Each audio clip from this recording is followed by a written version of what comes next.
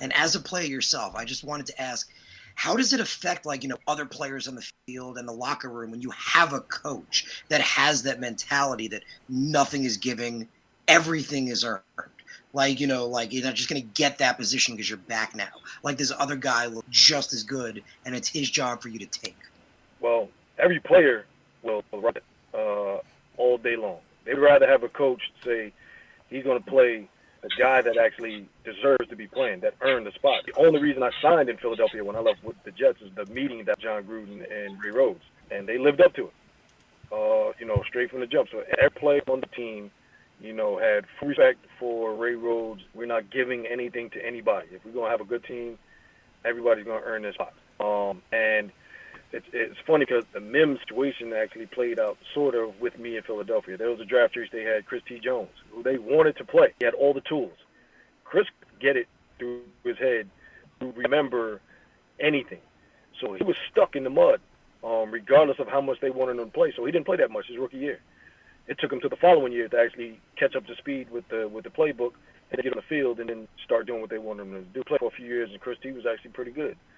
But his rookie year, man, he had a rough time, memorizing the playbook, and then everything changed from when you go to training camp, OTAs and training camp, because once the games start, everything is limited down in the game plan, and then there may be some new into the game you didn't see before, so that makes it even worse. Guy who actually is having trouble remembering plays.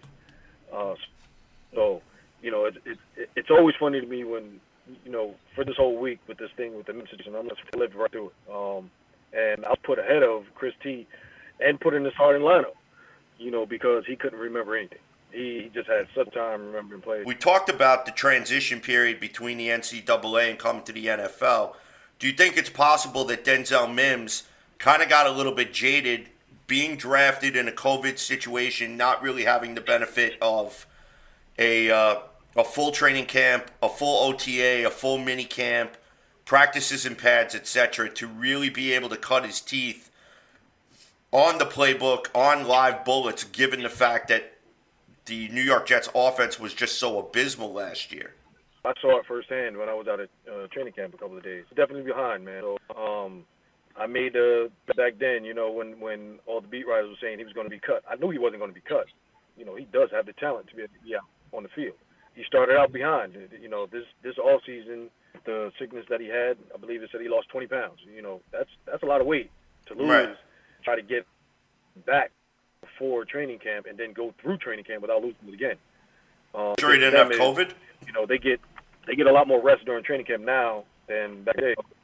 He was able to withstand it, but then again, he was behind when it came to the playbook. It's one thing when you have a playbook that you can actually read or sit and scan over the plays. It's totally different when you're actually out on the field and have to run it. When you have to physically hear the play and then you have to run it, and then you have to make adjustments on the fly.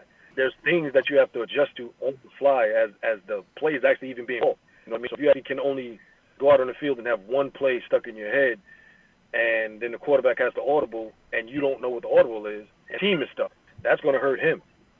You know what I mean? So that could get him killed. If he's looking at you and you don't run it correctly, he gets hit in the mouth, who are they going to blame? They're going to blame the offensive line. They're not going to blame a receiver. The receiver will get blamed when it comes to watching film. Probably curse him out when he gets a sideline. Mm-hmm. But in essence, when the receiver went wrong or making a false adjustment when the quarterback was actually, holding the ball, looking for him to make this correct adjustment. So there's a lot of little technicalities that come in one little play. It's not always, as cut and dry as people think it is.